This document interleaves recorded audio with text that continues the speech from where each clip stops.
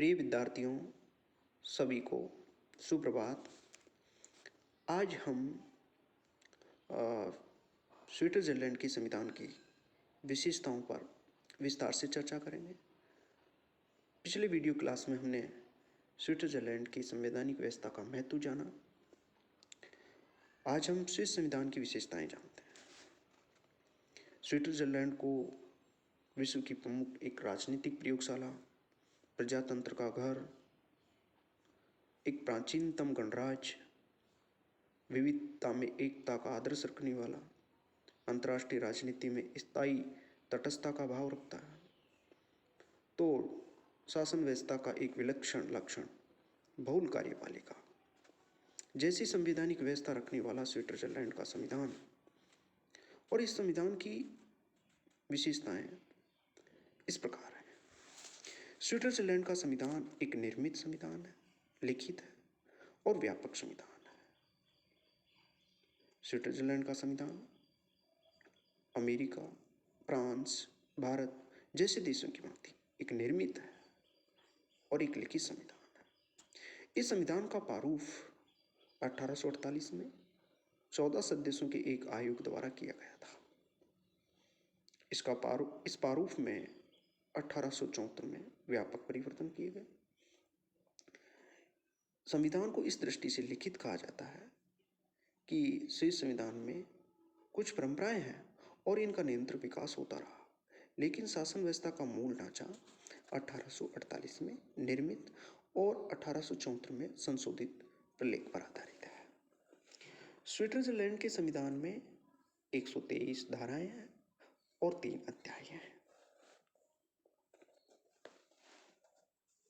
Swiss संविधान एक व्यापक संविधान है और इस व्यापकता के 2 कारण रहे हैं कि इसमें अनेक ऐसे विषयों का उल्लेख किया गया जिनका वास्तव में कोई संवैधानिक महत्व नहीं है। उदाहरण के लिए मछली मारना, शिकार खेलना, जुआ खेलना आदि विषयों का भी संविधान में उल्लेख किया गया। इसमें संघीय सरकार के अधिकारों तथा संघीय और कैंटीन की सरकारों के बीच में विधायी, प्रशासकीय अधिकार क्षेत्र के विभाजन का विवरण अत्यधिक विस्तार से किया गया है। स्विस संविधान की अगली प्रमुख विशेषता ये एक कठोर संविधान है। स्विस संविधान एक कठोर संविधान है। उसमें संशोधन करने के लिए सामान्य कानून के निर्माण की प्रक्रिया से भिन्न एक प्रक्रिया को अपनाया जाता है। संघात्मक शासन व्यवस्था को अपनाए जाने के कारण संविधान का कठोर होना तो आवश्यक ही था। व्यवहार के अंतर्गत यद्यपि संशोधन की प्रक्रिया भारत की व्यवस्था से भी जटिल है, परंतु अमेरिका की तुलना में निश्चित रूप से यह कम कठोर है। स्विट्ज़रलैंड एक प्राचीनतम गणराज्य है। स्विट्ज़रलैंड का गणराज्य विश्व का सबसे पुराना है। 1870 तक सान मेरिनो तथा अंसा टाउन जैसे 2 महत्वपूर्ण राज्यों के अतिरिक्त स्विट्ज़रलैंड ही यूरोप का एकमात्र गणराज्य था। स्विट्ज़रलैंड के बारे में ये उक्ति प्रसिद्ध है कि स्विट्ज़रलैंड युगों से गणतंत्र रहा। स्विट्ज़रलैंड के संविधान की अगली प्रमुख विशेषता ये प्रत्यक्ष प्रजातंत्र और उसके साधनों के नाम से जाना जाता है। स्विट्ज़रलैंड के संविधान द्वारा लोकतंत्रात्मक शासन व्यवस्था को सर्वाधिक श्रेष्ठ रूप में अपनाया गया। वर्तमान समय में विश्व के अन्य राज्यों में जब प्रत्यक्ष लोकतंत्र की शासन व्यवस्था को अव्यावहारिक मानकर छोड़ दिया गया है, तब भी स्विट्ज़रलैंड के पूर्ण कैंटीन गलेरस, वहाँ संघ की इकाइयों को कैंटीन के नाम से जाना जाता है। तो स्विट्ज़रलैंड के वहाँ 2 तरह के कैंटीन है, एक पूर्ण कैंटीन और दूसरा अर्ध कैंटीन।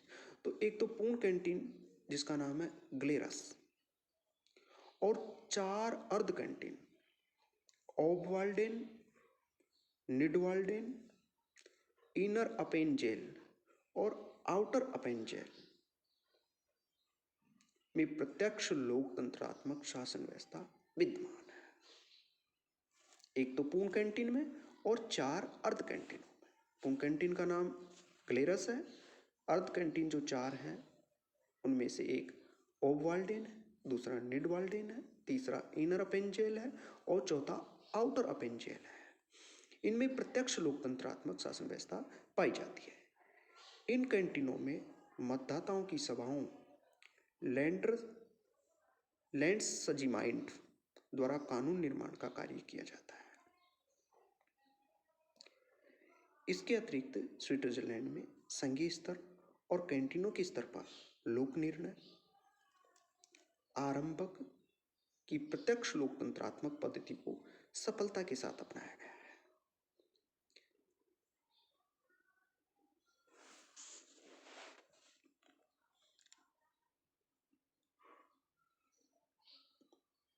स्विट्जरलैंड में 8 फरवरी 1971 से महिलाओं को मताधिकार दिया गया और अब 20 वर्ष की आयु प्राप्त प्रत्येक स्त्री पुरुष को मताधिकार का अधिकार प्राप्त है।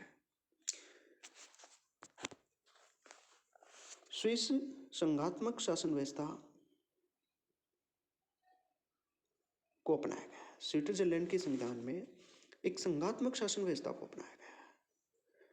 संविधान में स्विट्जरलैंड को एक राज्य मंडल कहा गया है, कॉन्फेडरेशन कहा गया है, किंतु वास्तव में स्विट्जरलैंड एक राज्य मंडल न होकर फेडरेशन है, संघराज्य है।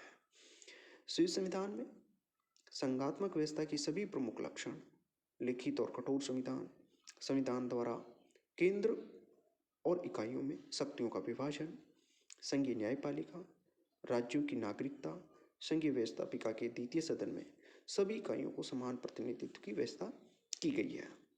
स्विस संघ में 19 पूर्ण कैंटीन, 6 अर्ध कैंटीन, इस प्रकार 22 कैंटीन या राज्य हैं। पूर्ण कैंटीन और अर्ध कैंटीनों में 2 बातों की दृष्टि से भेद है। पहला, जहां प्रत्येक पूर्ण कैंटीन को राज्यसभा में 2 प्रतिनिधि भेजने का अधिकार है, वहीं अर्ध कैंटीन को 1 प्रतिनिधि भेजने का अधिकार है। दूसरा भेद, संवैधानिक संशोधन के समय जहां पूर्ण कैंटीन का 1 मत गिना जाता है, वहीं अर्ध कैंटीन का मत आधा गिना जाता है। संविधान के द्वारा केंद्र और कैंटीनों की सरकारों में शक्तियों का विभाजन अमेरिका की पद्धति के आधार पर किया गया है। संविधान में संघ की शक्तियों का वर्णन कर दिया गया और शेष शक्तियां कैंटीनों की सरकारों को दे दी गई। कैंटीनों को अपना अलग संविधान बनाने का भी अधिकार है, परंतु उनका संविधान शेष संविधान के अनुरूप ही होना चाहिए और प्रत्येक कैंटीन के लिए गणतंत्रीय शासन प्रणाली को अपनाना आवश्यक है। यद्यपि संघीय न्यायपालिका को संघीय क्षेत्र में न्यायिक पुनरावलोकन का अधिकार प्राप्त नहीं है, लेकिन अन्य सभी लक्षण विद्यमान होने के कारण इसे एक हम संघराज्य कह सकते हैं। स्विस संविधान उदारवादी दर्शन पर आधारित संविधान है। वर्तमान समय में इंग्लैंड, अमेरिका आदि देशों के संविधान उदारवादी या व्यक्तिवादी दर्शन पर आधारित है, तो सोवियत संघ, चीन आदि देशों के संविधान समाजवादी दर्शन पर आधारित है। स्विट्जरलैंड के संविधान पर उदारवादी दर्शन का प्रभाव है। संविधान का मूल दर्शन यही है कि जीवन के सभी क्षेत्रों में नागरिकों को अधिकतम संभव सीमा तक स्वतंत्रता प्राप्त होनी चाहिए और राज्य के द्वारा कम से कम हस्तक्षेप किया जाना चाहिए। वर्तमान समय में स्विट्जरलैंड में भी राज्य के कार्य क्षेत्र के संबंध में लोक कल्याणकारी प्रवृत्तियों का विकास हो रहा है। नागरिकों को आर्थिक क्षेत्र में अधिकाधिक स्वतंत्रता प्रदान की जा रही है। स्विट्जरलैंड के संविधान की अगली प्रमुख विशेषता यहाँ संसदात्मक और अध्यक्षात्मक शासन व्यवस्था का समन्वय पाया जाता है। सामान्यतः ऐसा समझा जाता है कि प्रजातंत्र में या तो ब्रिटेन जैसी संसदात्मक व्यवस्था को अपनाया जा सकता है या